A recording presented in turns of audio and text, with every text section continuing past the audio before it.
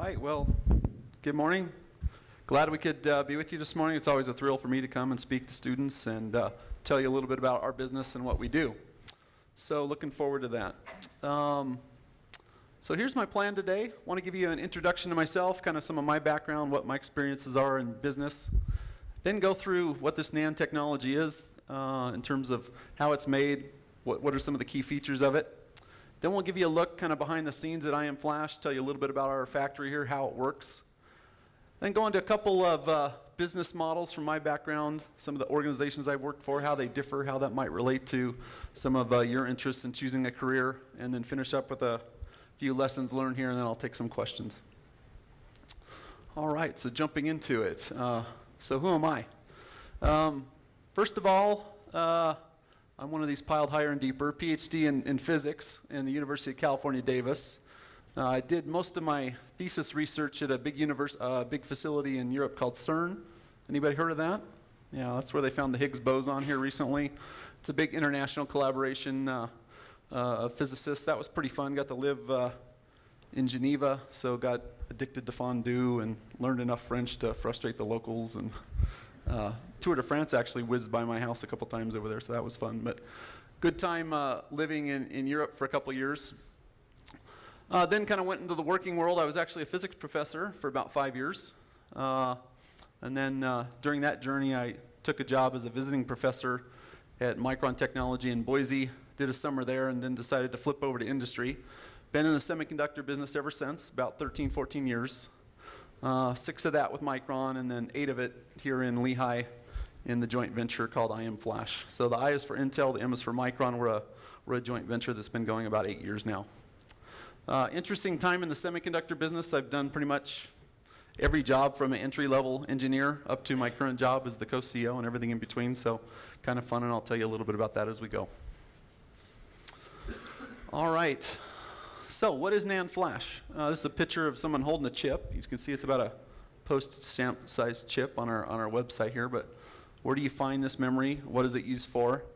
This is the type of memory you find in removable USB drives, memory sticks. It's the memory in iPods, iPhones, iPads, memory, Apple-type products. It's also the memory now that's populating solid-state drives. Does anybody have a solid-state drive in their laptop? Okay, a few of you, so you know the advantages of that.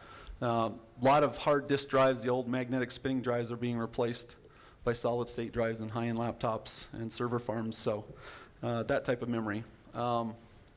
If you're not familiar with all those sources, just think about the economics. When you're trying to decide between that 32 gigabyte iPhone and the 64 gigabyte iPhone, you're making a choice there of buying $100 more of NAND Flash, basically. So that's where the rubber hits the road economically with NAND Flash. And it's been just interesting how it's been transforming the world of consumer products. And let me give you an interesting example of that. So this is a picture from about 8 years ago, 2005. It's in the Via della, should I try to pronounce that? Conciliazione, maybe pretty close, during the inauguration of Pope Benedict, okay, 8 years ago. You're saying, well, what does that have to do with NAND Flash? Look at the audience, though, there, what they're doing, kind of waiting. You got one guy here with a flip phone. He's thinking about taking a picture, but it was like 8 years ago, right? So after he went through 7 versions of the menu and took a grainy picture and thought about sending that for $5 to his friend, he probably decided not to. But that was 8 years ago. Look at the scene 8 years later when Pope Francis was inaugurated. Isn't that a stark contrast? Nearly every single person there is on their smart device, taking pictures, taking videos, iPads, iPhones, Galaxies, all kinds of stuff here. Just a sea of people on their smart devices capturing the moment. And really all of that is enabled by NAND Flash memory. All of these pictures, all of these videos are being stored on NAND Flash. And the properties of NAND Flash is really what enables this to occur. Namely, its form factor, it's very, very small compared to the old storage devices like spinning drives. One of my favorite examples of something that was really transformative with NAND Flash was, do you remember when the iPod Nanos first came out? Those little music players that were about the size of a stick of gum, just weighed nothing? That's NAND Flash that caused that to occur. Before, they were these big chunky things, really heavy.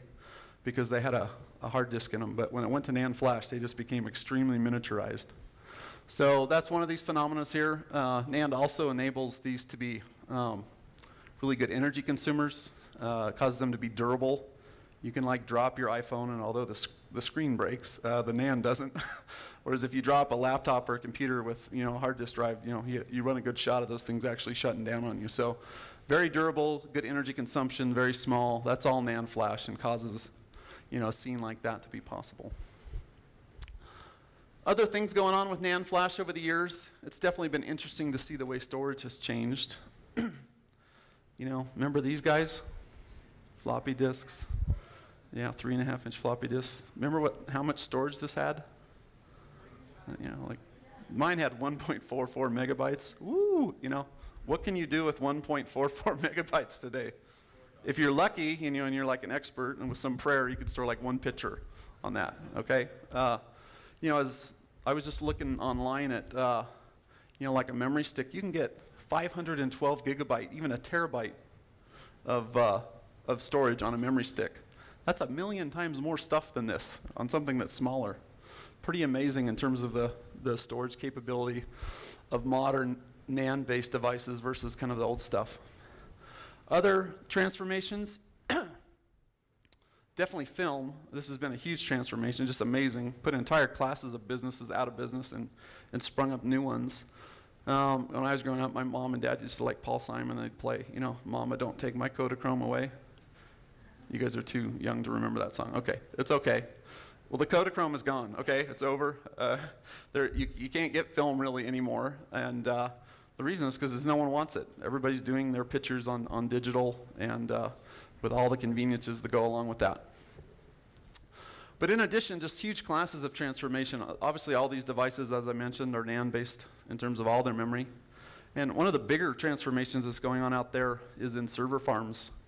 Or again, historically, you have these massive storage facilities for cloud companies like Google, have a ton of information that were based on rotating hard disk drives. And now these are being converted en masse to solid state drives, mainly due to the power consumption. You could just save huge amounts of energy.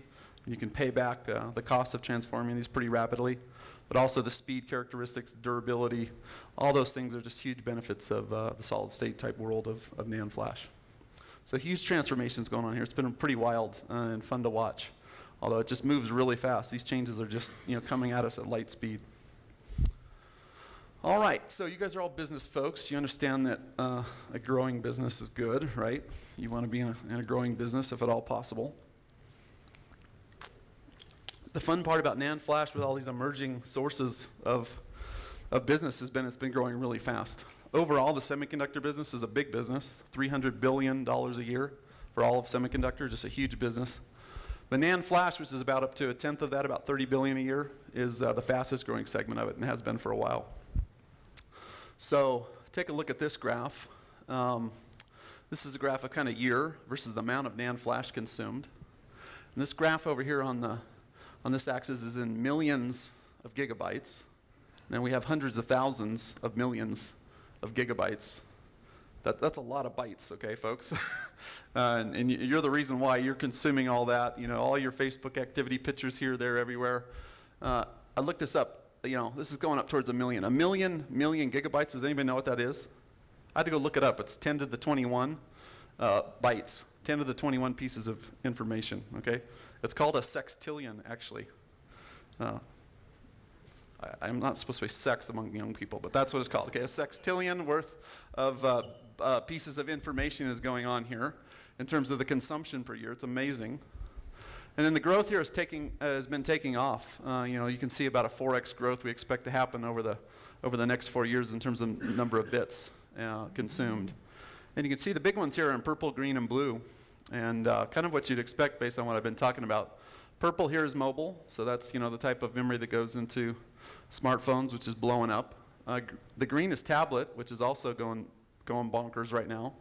In fact, for the third year in a row, it looks like the traditional PC business is going to contract by about 5%, and that's just being consumed and expanded by tablets in mass, and all those have quite a bit of NAND flash storage needed in the green there. And then the big one that we're probably most excited about in blue here is these solid-state drives.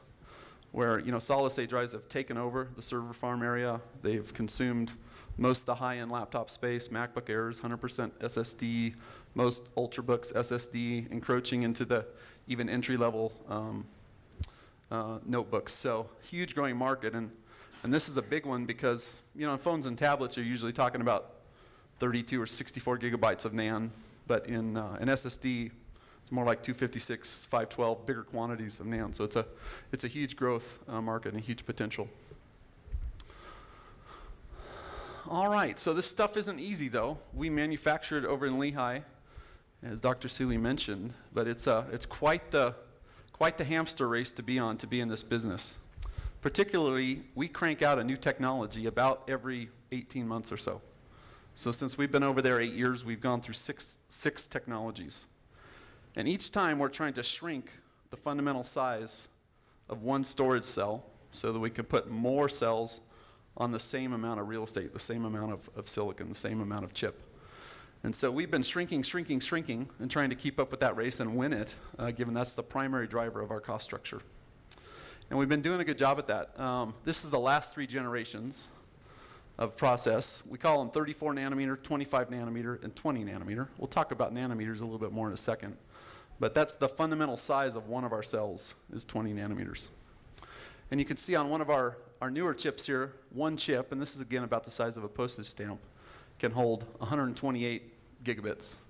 That's 128 billion storage cells. Okay? You can imagine if that's going to fit on the size of a postage stamp, then each one of them has to be very small to have all that storage capacity on one chip. So we're continually trying to shrink, and as we do that, we can give the consumer more and more NAND on something you can see on this generation. We doubled the amount of NAND on something that's almost the same size. So each generation just gets better and better. That's that kind of Moore's Law thing you may have heard about that Intel coined in terms of, every 18 months, 2 years, you get twice as much stuff at basically the same price. And we've been recognized for this. This has been kind of fun. 3 years in a row, or 3 generations in a row, we won this Insight Award. It's a big award in our industry for kind of best in show. We've actually 3-peated here, so we're like the Chicago Bulls and Lakers. We're pretty pumped about that.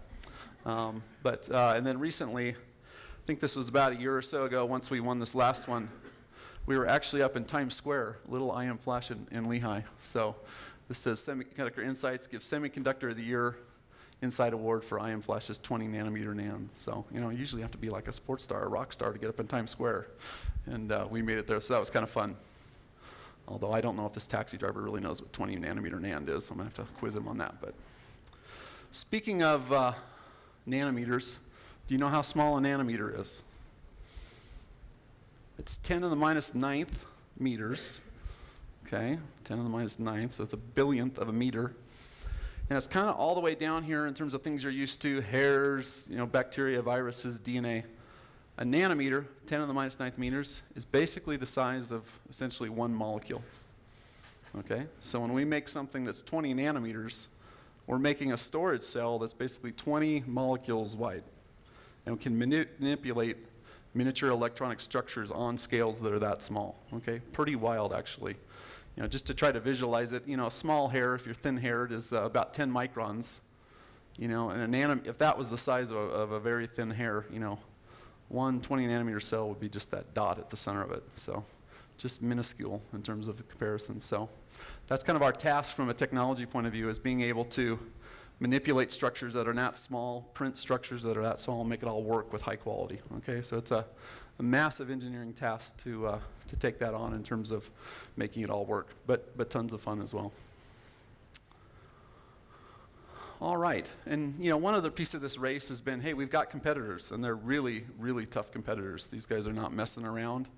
In the NAND flash world, it's down to kind of the big 3, of which this Intel Micron collaboration IM Flash is one. Toshiba's another one. You've heard of them, right? Big supplier of NAND flash, and then Samsung. They're a big gorilla indeed, with a huge vertical integration chain into all their Galaxy stuff, tablets, phones, etc. So when we started the race, going back before the ones I showed you, these are the last 3. Here's 4 and 5.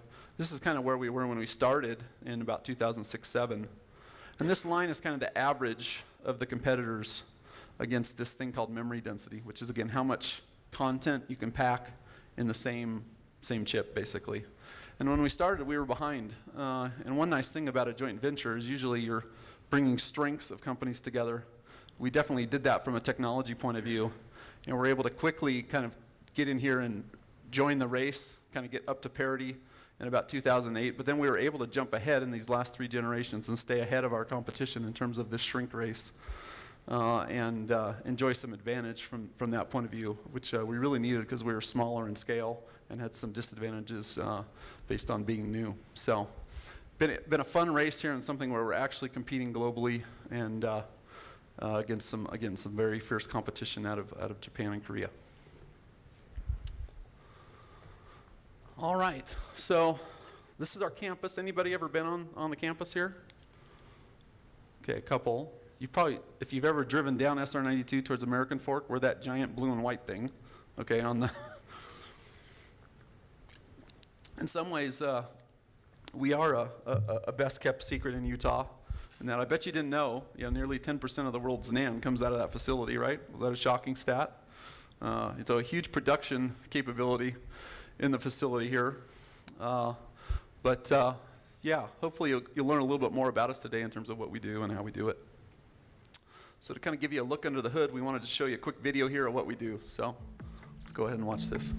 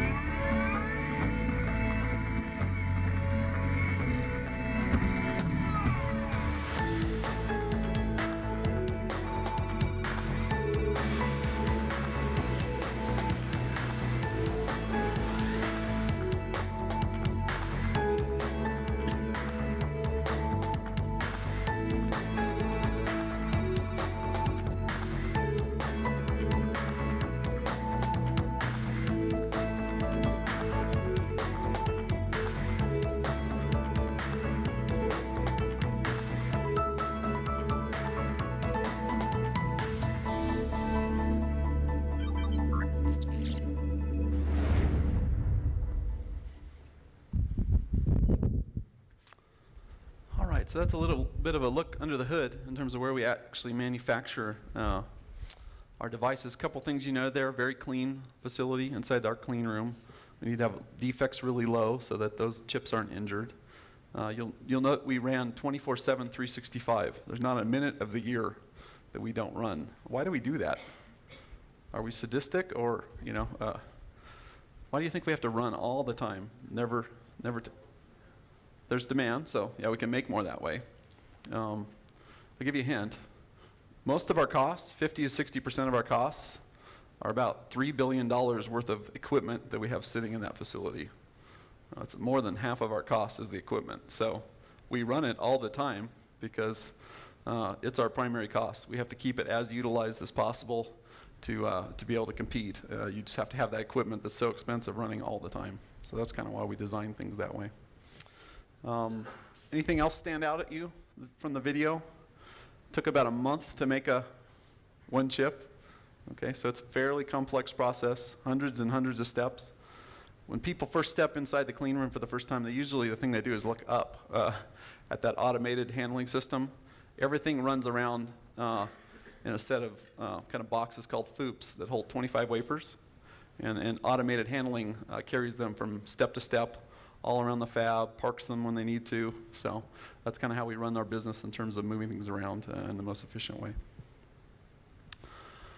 All right, well, a little bit about a joint venture. Joint ventures are interesting.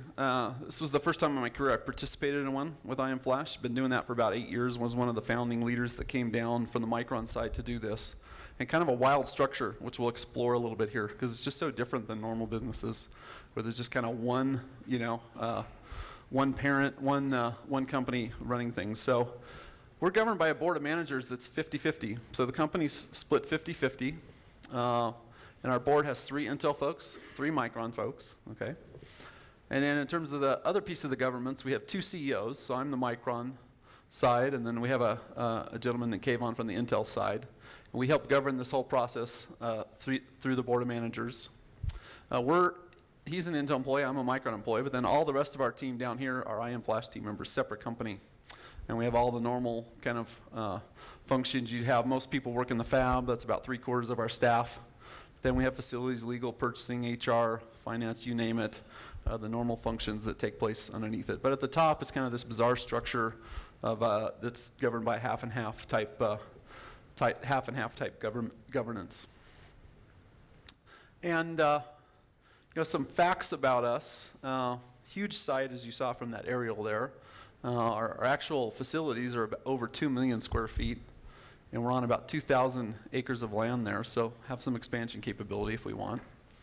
Right now, about 1,600 employees, actually almost 17 now. And we're typically hiring about 200 per year. In addition to these 16, 17, we have about 600 contractors on site, so well over 2,000 souls there at IM Flash on any given week. In terms of some of the interesting economics, we do about $2 billion in revenue from that facility. Okay, I told you it was a $30 billion market, so you could see, that we're about 7% of that.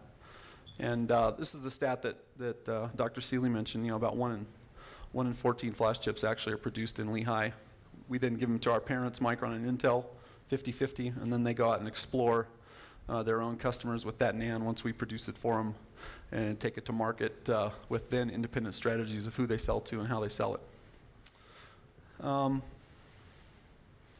It's been a good story in terms of competing as well, in terms of growth. You always want to be trying to capture your market. We actually signed the joint venture paperwork here in November of 2005, so 8.5 years ago now. And at that time, Intel and Micron, they actually probably had about, maybe 1% of the market here in 2005 when they signed the joint venture. And after working together here, you can see we've expanded, taken about 20% of the market over the first 6 years. You can see the 2 big guys that were there at the beginning are still there, Toshiba and Toshiba and Samsung. And then Hynix is also in here as in 4th place, but we're kind of a solid third, 20% of the market, and have established a good market position. Are actually competing in this business, both from a technology point of view and a market share or cost point of view. So it's been a good story. I'll say a little bit more about joint ventures and their longevity in the future, but it's rare for a joint venture to come in, stick together for 8 years, and then actually win in a market, just due to some forces that emerge in joint ventures. So we'll talk more about that here in a minute. All right, I want to tell you a little bit of our history. We reflected quite a bit on our history at the 5-year mark, in 2011, a few years ago.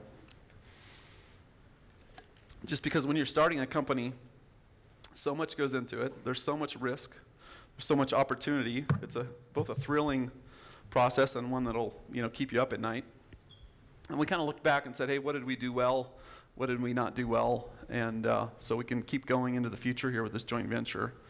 And one thing that definitely described the joint venture the first 5 years was just absolute nonstop change, growth, adaptation. So many things needed to be created. So many capabilities needed to be produced, some of which we got a head start with from our parents, but others that we needed to absolutely create ourselves. And we kind of took this one hill at a time, in my analogy here of kind of mountain climbing. We did not try to tackle everything all at once. It was too complex. We felt like we would have failed at that, and looking in the rearview mirror, we definitely would have. We really took the most important thing, tried to do that well, and then sustain whatever advantage we had from that one hill, and then add something. Okay, not try to tackle the whole universe at once. And the first hill was definitely our foundation of our values and our people. Who do we want to be as a company? What do we want our culture to be? What do we want to stand for? What do we want it to feel like to work at I Am Flash? That was the number one first thing we did. We actually, that was December 2005, January 2006, we spent hundreds of hours in a room with the key senior leaders who came down to start this to say, define our values, okay? Define kind of our ideal state, the behaviors we want at work, and kind of commit to applying that throughout our journey here for all the people that join the company, and say, hey, this is who we want to be. If you want to join us, this is kind of our standard and what we want to do at work. So that was really important, and we have sustained that throughout the journey. The second one was to get a business going, and that really meant, for us, an output ramp. And by output, I mean how many wafers we produce in that facility. You know, the first task was to make one wafer that worked, right? And where the NAND flash actually functioned like it was supposed to. But then when you've got all these fixed costs of a huge business and tons of people and everything, then it was make as many of these wafers you can in our facility so that you spread those fixed costs over more wafers and have a better cost structure. So we actually ramped in the first few years from just one wafer at the beginning to well over tens of thousands of wafers coming out of there, and packed that facility with as much efficiency as we could to get the maximum number of wafers out. And that by far was what changed our cost structure the most. It's the biggest lever we have, is making more stuff with the same set of fixed assets. After output though, and that really took us through year two of a really intense focus. We moved on to other types of cost because we realized that, okay, we're making a lot of wafers and we made them really fast. We ramped up really quickly. But there was a number of elements of cost we had ignored in those first 2 years because we just didn't have time to worry about it. Particularly, you can imagine if there was 800 process steps in the video, each of those has a set of chems, gases, materials, raw materials, the starting silicon, all this stuff that was out there to optimize and say for every bit of that, how do we use the least amount of stuff and have the best cost structure associated with how we purchase that stuff. So just went through systematically the next couple of years and dialed in all of that to the best competitive advantage we could, and brought down our cost structure by another 10 or 20% via that effort.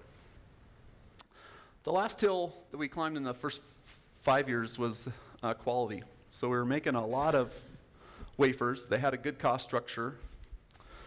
And then we kind of took a step back and said, how can we optimize the quality of each one of those wafers we make? And that actually added some cost, by the way, to do this. But the goal here was to try to capture the best possible markets that have the best average selling prices.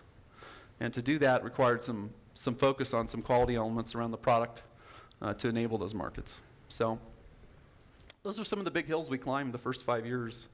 And I think it's important to note that, once you climb a hill and you've got a competitive advantage, you really want to maintain that, not just say, oh, we've done that. It'll tend to decay if you let it just kind of ride in the rearview mirror. So we kept focusing on each of these and kept them as a strategic advantage as we move forward. All right, so a little bit of what I've learned in my career and some things for you guys to think about as you go out there and explore, what you want to do in the future. To me, one of the interesting parts of my career is that the 3 major jobs I've done are just so different. So different. I mean, from academia to kind of Micron, a traditional Fortune 500 type of company, to a joint venture over here. Each of these 3 had business models, organizational models, working environments that are wildly different. Lots of different pros and cons, and I don't think, looking back, people sometimes ask, well, which one of these 3 do you really want to do? They were all a rich experience for me and different in their own ways. And it kind of depends, what you like and, what you want in your work environment would determine, where you would go, obviously. I've enjoyed all 3 tremendously, but wanted to give you a few of the flavors of them because they are quite different. And by the way, these are my experiences, so for any of the professors in the room, I don't want your hair falling out when I talk about my academic experiences, all right? So, but academia must be the most wild model out there. There's nothing else like it in the tenure model, where you basically have these set of professors. And at the institutions I taught at, I always thought, once I left, man, that was kind of like a set of independent islands, okay? And each professor is kind of like an island. And they have quite a bit of autonomy over their own island. In terms of the research they produce, a lot of freedom. How they teach their courses, a lot of freedom. They have constraints in terms of, their departments have a dean, and they do have to do some business together. And there's a global structure of the campus.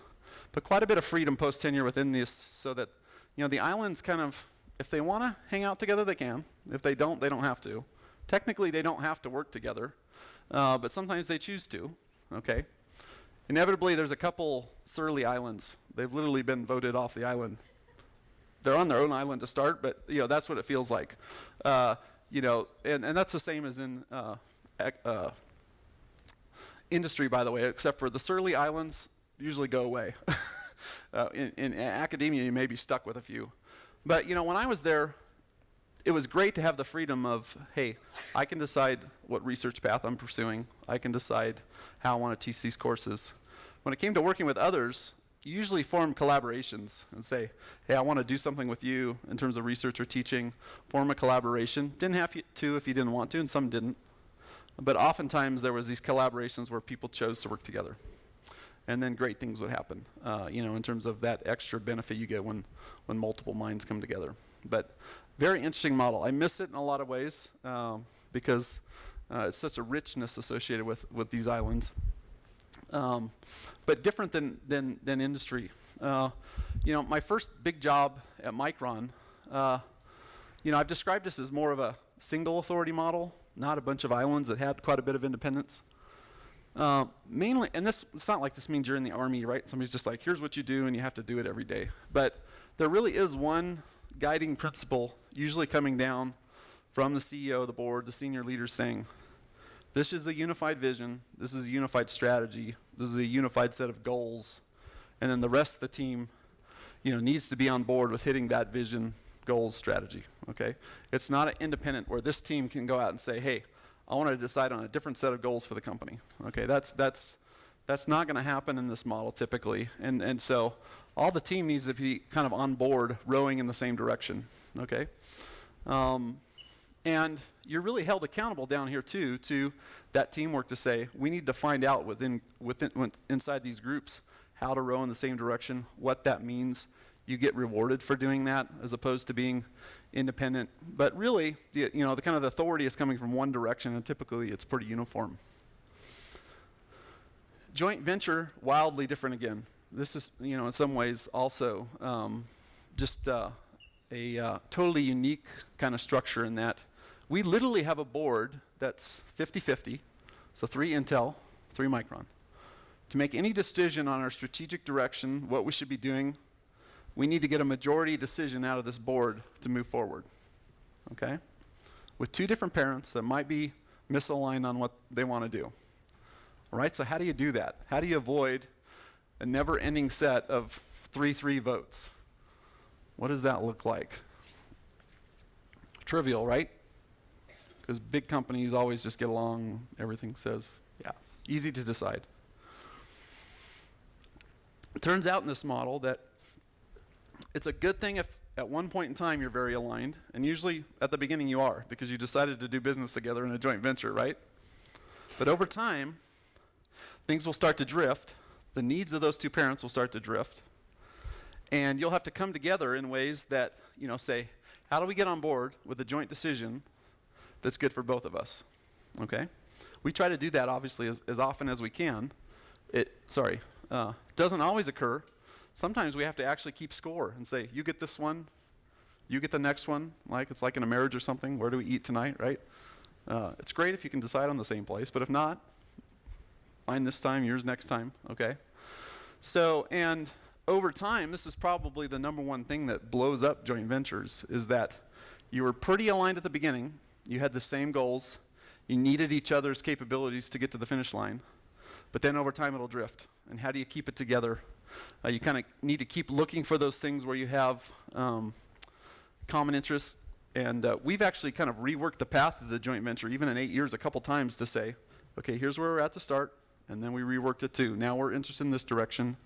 And it's been moving, but we've stayed together as we continue to strive to make the whole thing work and take advantage of the fact that, you know, both companies really have an impressive set of capabilities that's together is more than the sum of, you know, what any one company could do alone. So, you know, back to the start in terms of, you know, these three experiences, again, very rich, all of them, but, you know, a joint venture, some people, for example, love to just say, hey, there's one set of directions.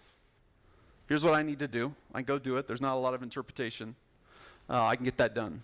That happens a lot in a single authority model. This model can drive some folks crazy because it's like, okay, I got to wait for alignment, and alignment can be hard.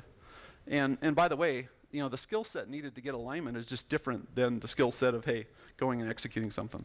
You need to be able to negotiate, compromise, patience. These sort of things are requirements when you're negotiating the details of alignment in a joint venture. So that's been a stretching exercise for me personally, and that was a skill set that, you know, I needed to develop. But you know, for some people it's just like I don't want to deal with that, and it kind of blows them out of the joint venture because then they go find something else to do. So anyway, just thought I'd give you some contrast to the different models out there. It's fun. I don't think any one of them is perfect, but they all have their own interesting points. All right, a little bit about technology, because you know, I'm in that field, and it's amazing the pace at which technology changes. Again, you've just got to be amazed by that picture to say in just 8 years, the world changed completely in that plaza. Completely, totally changed. And one set of stuff was completely replaced by another set of stuff. And from a business point of view, for something like Kodak is just a fascinating story. You know, at their peak, 150,000 employees in the United States. And now Chapter 11 and Dunn. And what happened? Why couldn't they make that bridge to the future? You know, they had a dominant position, totally dominant position in chemical-based film, and then missed this transition to digital, okay? The market was going in a new direction, and they really did not bridge through to that. And some parts of you sits back and says, you know, how did you miss that transition? You know, a couple other people saw it. Why? Why did the miss occur? It's actually terribly difficult when you're totally dominating in one market. All of your cultural DNA, all of your skills and abilities are geared up to compete in that market. And when different skills are needed in this one, you've got to flip over and somehow get that new core competence that you don't have.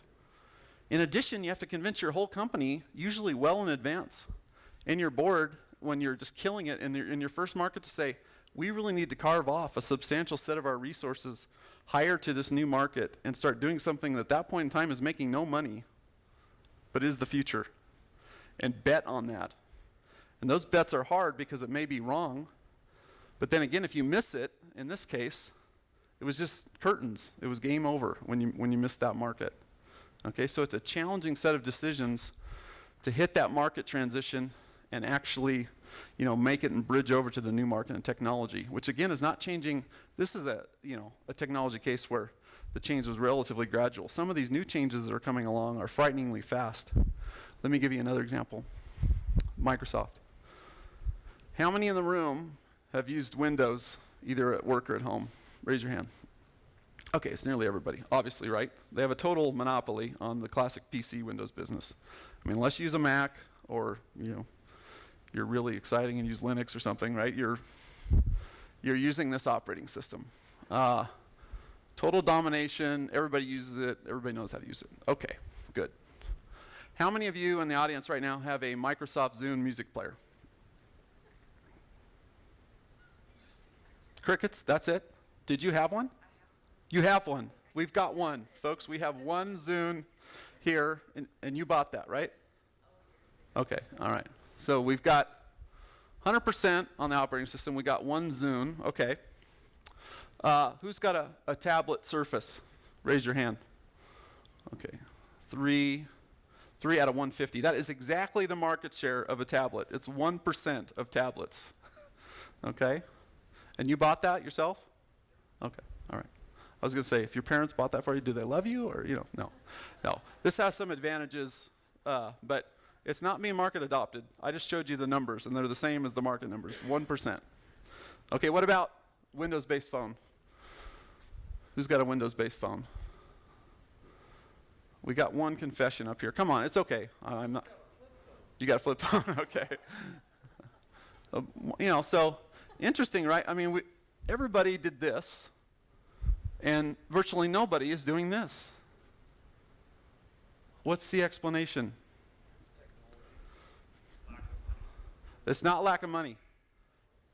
Check this out. How much money does Microsoft have in the bank right now? $80 billion. By the way, that's 3 times more than the US government has in the bank. I'm not making up that stat. 3 times more. It's not a lack of money that they don't know how to go, that they can't go try to spend their way out of this.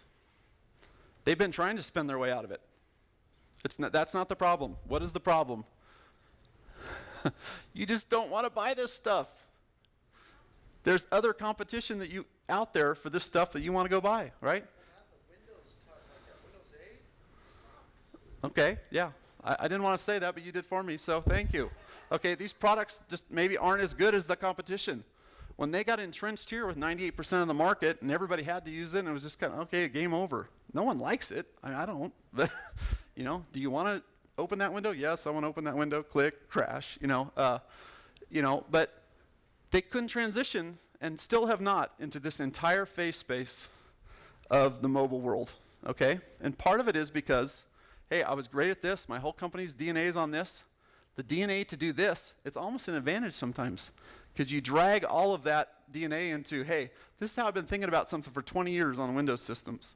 And so they tried to make hybrids that can do, it's kind of like Windows, but kind of not, and kind of new, and no. I mean, Apple or Google with Android said, I'm just making it as dialed for the mobile application as I can, with no strings attached. And, they're out there winning the market. So these transitions are hard in technology. And these are 2 examples of players that aren't jumping that gap. And they'll keep trying, and maybe they will. $80 billion with a B, is a lot of money. And it's a very stable company that's printing money. It's not like they have financial problems. But learning how to compete in that new arena is hard. For I Am Flash, who are in this type of technology business, we've been doing that same type of planar NAND now for about 10 or 20 years. But it's running out of real estate. And a new type of memory is going to have to come in the next 5 to 10 years and replace the traditional NAND flash. And we've actually been working on that new memory now for over 10 years in advance. Guess how much return we've got on our investment so far on that? Just a giant sinkhole of trying to make sure we have that bridge to the future. And we're confident we will based on the technologies we're working on. But it's a huge investment that needs to occur. And there's no guarantees. And these jumps are very difficult. All right. Well, 12:20, right? Okay. So I just want to cover one more thing, and then we'll get to some questions, which, sometimes people kind of ask this kind of generic question, what's kind of the secret to your success type deal? Was it getting that PhD? Luck? Are you a workaholic? Just a really nice guy? No.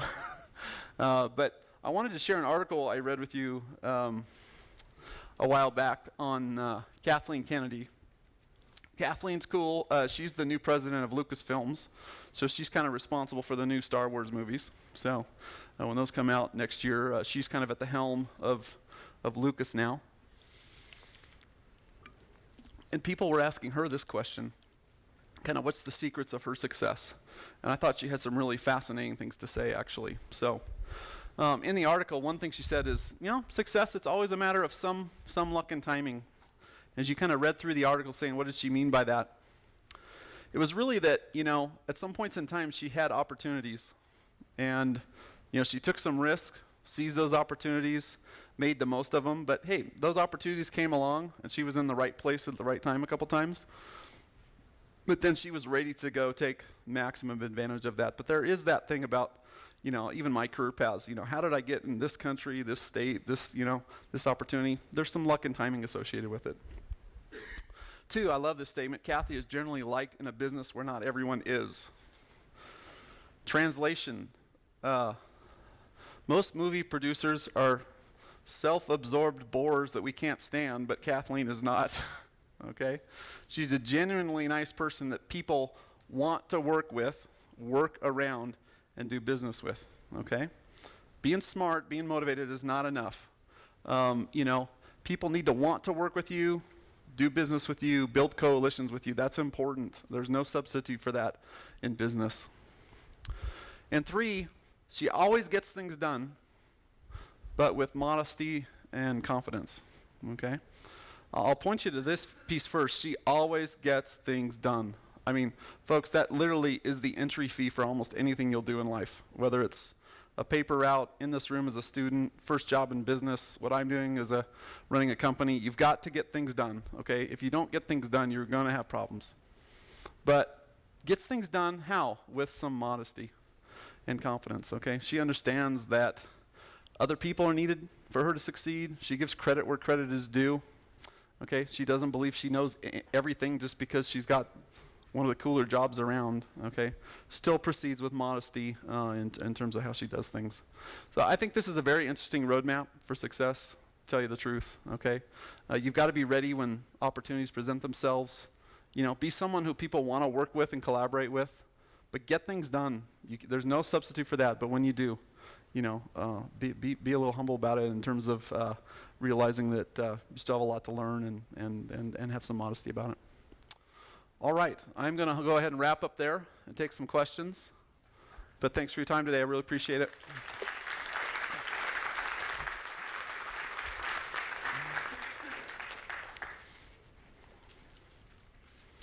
Yeah. Of those companies that you listed that makes the net, what does Apple, who do they buy from? Apple buys from everybody, so they consume about 25% of the world's NAND. A full quarter of it just sucked into Apple. So pretty much everybody does business with Apple to first order.